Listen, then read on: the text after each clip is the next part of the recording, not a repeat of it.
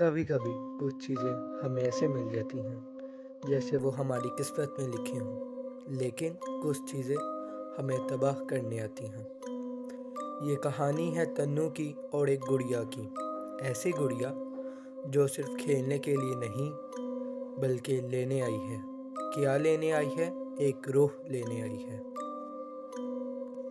تنو 10 سال کی ایک معصوم بچی تھی جو گاؤں کے ایک اسکول سے واپس آ رہی تھی۔ راستہ جنگل سے ہو کر جاتا تھا اور خوفناک بھی تھا، لیکن تنو اس راستے کی عادی تھی۔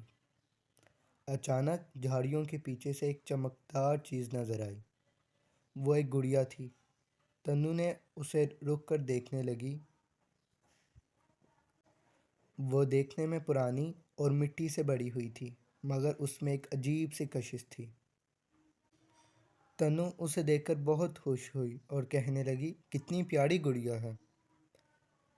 تنو نے فوراً گڑیا کو اٹھایا اور اسے گھر لے آئی، مگر اسے معلوم نہیں تھا کہ وہ بے خبری میں ایک مصیبت کو گھر لے آئی ہے۔ پہلی رات تنو نے گڑیا کو اپنے ساتھ سلایا، مگر کچھ نہ ہوا۔ لیکن دوسری رات کو تنو کی ماں کو عجیب سی آوازیں سنائی دی، جس کی وجہ سے تنو کی ماں اٹھی اور دیکھ کر حیران ہو گئی کہ تنو ایک گڑیا سے باتیں کر رہی ہے۔ تنو کی ماں نے گھبراہٹ میں اس سے پوچھا کہ تم کس سے باتیں کر رہی ہو؟ تنو کہنے لگی، میں اپنی گڑیا سے باتیں کر رہی ہوں، یہ میری بہت اچھی دوست ہے۔ تنو کی ماں حیران ہو گئی۔ گڑیا کی آنکھیں اندھیرے میں چمک رہی تھیں، لیکن ماں نے اسے بچوں کی بات سمجھ کر نظر انداز کر دیا۔ گڑیا کے آنے کے بعد سب کچھ بدل سا گیا۔ گھر میں عجیب عجیب سی آوازیں سنائی دینے لگی، چیزیں اپنی آپ اپنی جگہ بدلنے لگی اور تنو اب بدل سی گئی تھی۔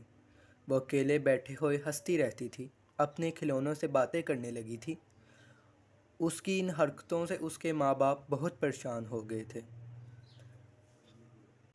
تنو نے عجیب عجیب سی تصویریں بنانا شروع کر دی۔ وہ کسی خوفناک منظر کی طرح لگتی تھی۔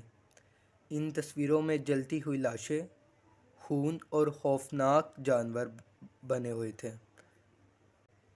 سایہ اور بچی جو چیخ رہی ہوتی تھی اب اس کی تصویروں کی عام بات تھی۔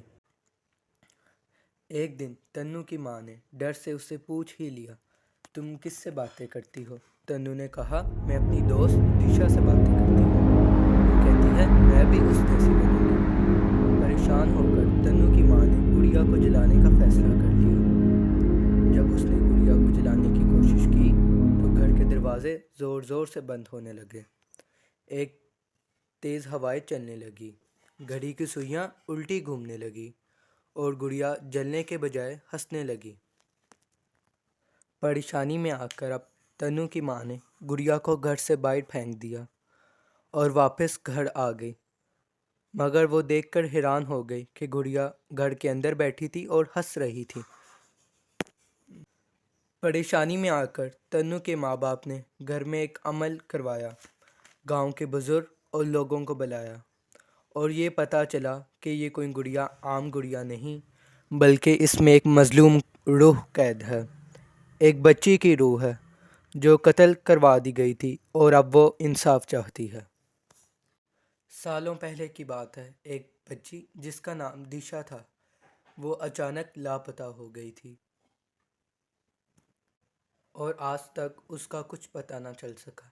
لوگ کہتے ہیں کہ اس کی روح کو ایک گڑیا میں قید کر دیا گیا تھا اور شاید وہ یہی گڑیا ہے۔